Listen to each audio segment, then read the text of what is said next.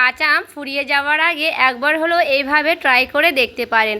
আচার তো অনেক রকম করে বানিয়ে খেয়েছেন, তবে এইভাবে একবার হলো ট্রাই করে দেখতে পারেন। নমস্কার বন্ধুরা, অমৃতাঞ্জলি কুকিং চ্যানেলে সবাইকে স্বাগত জানিয়ে আবারও হাজির হয়েছি।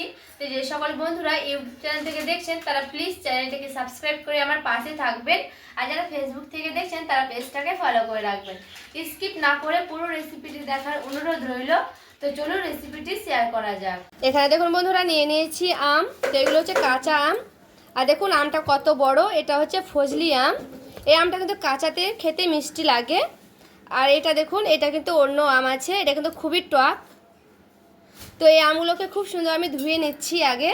এরপরে দেখুন, এখানে আমি একটা বাটিতে জল নিয়ে নিয়েছি। এরপরে জলে কিন্তু খুব সুন্দর করে আমগুলোকে ধুয়ে নেব।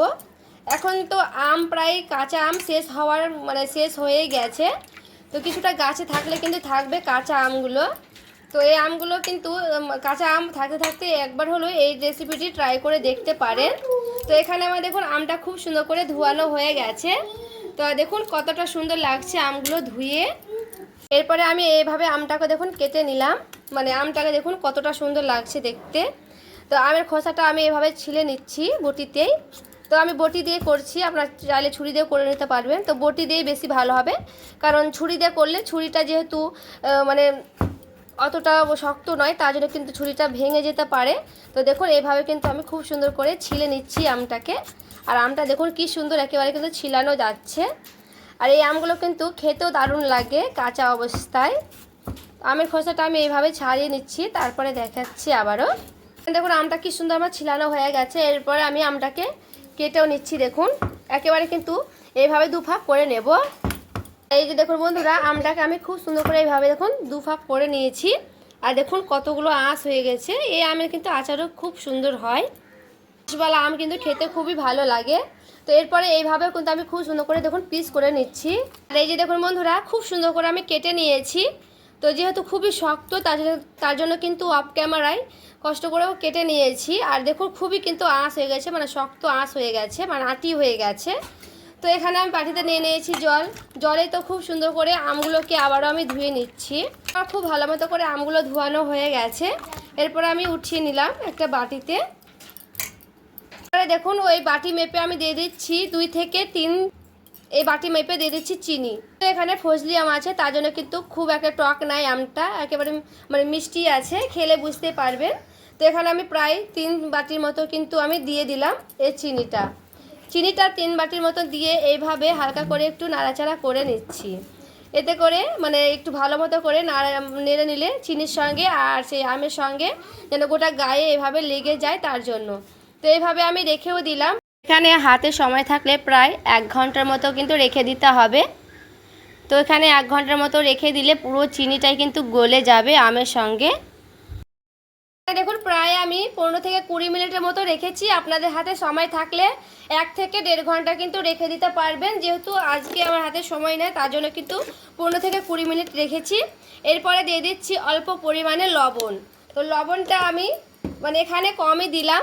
লবণটা দিয়ে একটু চারিদিকটা এইভাবে আবারও মিশিয়ে নিচ্ছি। তো লবণটা দিয়েও 5 থেকে 10 মিনিটের মতো একটু রাখার চেষ্টা করবেন। এতে করে লবণটাও একটু ভালো মতো করে চিনির সঙ্গে মিশে যাবে, তার জন্য। আমি কড়াই বসিয়ে নিলাম, ভাজা মশলা রেডি করব তার জন্য।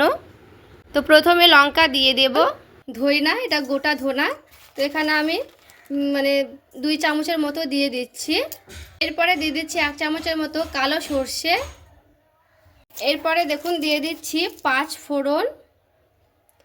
5 ফোড়নটাও আমি একটু বেশি করেই দিয়ে দিচ্ছি।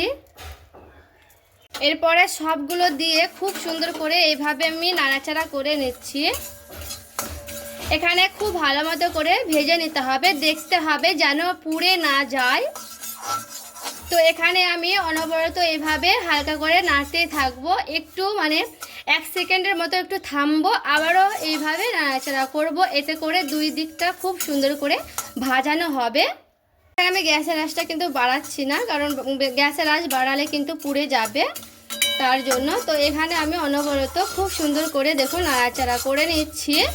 এখানে একটা খুব সুন্দর একটা মিষ্টি ভাজা ভাজা সেন্ট আসবে, তখনই কিন্তু জানতে হবে যে হয়ে গেছে। তো এরপরে এখানে আমার ভাজানো হয়ে গেছে। এরপর আমি নামিয়ে নিচ্ছি। তারপরে খুব সুন্দর করে ঠান্ডা করে নিতে হবে। এখানে দেখুন আমি একটা ভাজা মশলা রেডি করে মানে কড়াইটাকে আবার পরিষ্কার করে নিয়ে চলে এসেছি। তো এখানে আমি একেবারে মানে তেল দিচ্ছি 1 ডোসের মতো, তেল না দিলেও হবে, তো আমি সামান্য 1 ডোসের মতো দিয়ে দিচ্ছি তেল। দেখুন দিয়ে দিচ্ছি কটা দানার মতো সর্ষে, দিয়ে দিচ্ছি একেবারে মানে দেখুন অর্ধেক টুকরো শুকনো লঙ্কা, যেহেতু ভাজা মশলাতে দেওয়া আছে তার জন্য অল্প করে দিয়েছি। তো এখানে আমি হালকা করে একটু নাড়াচাড়া করে নিচ্ছি। তেলটা আমার অল্প করেই দিতে হবে, তেল না দিলেও কিন্তু হবে এই রেসিপিটি। তো অল্প তেল দিয়ে আমি তৈরি করে নেব। এরপরে সেই আমগুলো দিয়ে দিব, আর দেখুন কতগুলো জল ছেড়েছে দেখে বুঝতেই পারছেন। তো আমি এইভাবে দেখাচ্ছি, দেখুন কতগুলো জল ছেড়ে গেছে। এরপরে আমি আমগুলোকে দিয়ে দিচ্ছি। এরপরে আমটাকে দিয়ে একটু এইভাবে 2 পিঠ খুব সুন্দর করে নাড়াচাড়া করে নিচ্ছি। গ্যাসের আঁচটা এখানে আমি বাড়িয়ে রেখেছি। আর দেখুন চিনিটা কিন্তু পুরোপুরি একেবারে গলে যায়নি, যেহেতু এখানে আমি প্রায় মানে 20 থেকে 25 মিনিটের মতো রেখেছি। তার জন্য যদি 1 ঘন্টা প্রায় রাখেন এই আমগুলো, তাহলে কিন্তু চিনির সঙ্গে খুব সুন্দর করে মিশে যাবে। তো এখানে আমার খুব ভালো মতো করে কিন্তু চিনিটাকে গলতে দিতে হবে। দিচ্ছি ঢাকা।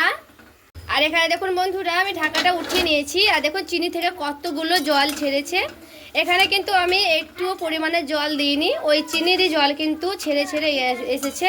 তো এখানে গ্যাসের আঁচটা আমি হালকা করে একেবারে কমিয়ে দিলাম। কিন্তু আমি আগে থেকে একটু লবণ দিয়েছিলাম, তার জন্য আবারও অল্প পরিমাণে দিয়ে দিচ্ছি লবণ, সামান্য করে দিয়ে দিচ্ছি হলুদের গুঁড়া ও কাশ্মীরি লঙ্কার গুঁড়া। এরপরে খুব সুন্দর করে সবগুলোর সঙ্গে এইভাবে আমি মিশিয়ে নিচ্ছি।